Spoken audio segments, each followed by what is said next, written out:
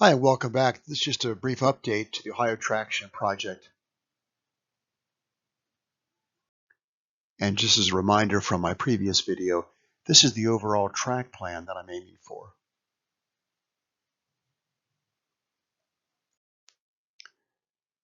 Probably the biggest news is that I received my order of 4 ore turnouts. This is the Code 100 ore girder rail. I ordered and received 2 right-hand turnouts and 1 left-hand, and a Y.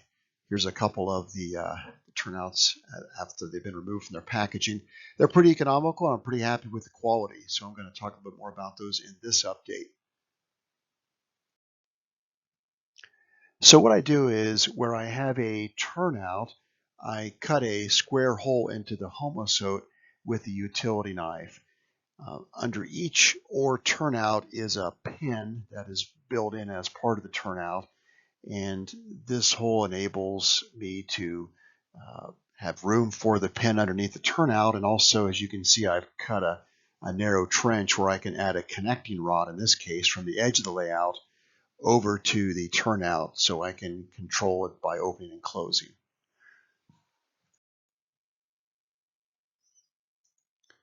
So after I've created this trench and a hole underneath for the turnout, I will actually place the turnout on some plastic ties and glue it in place there.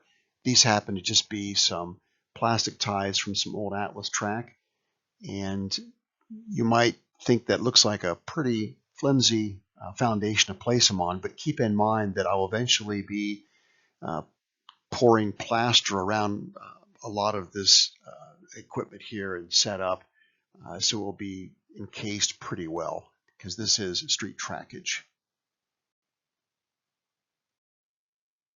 Here is the underside of a turnout, and this is where it is soldered to a connecting rod.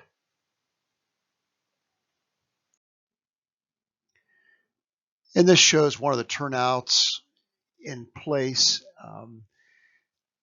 The rod up here in the upper right, and then you can also see where it's being glued down.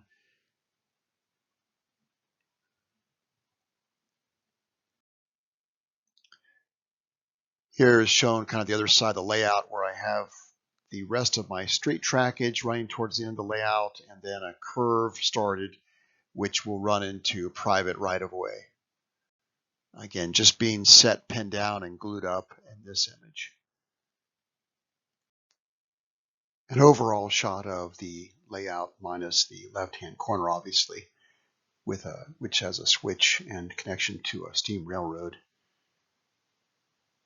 Still some more to do.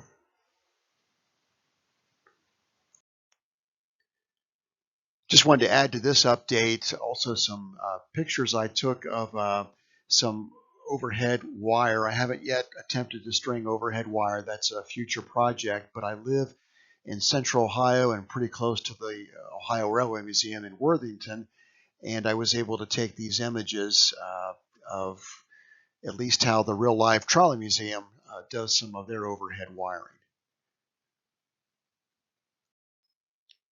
Close-up of some of the overhead wire at the museum.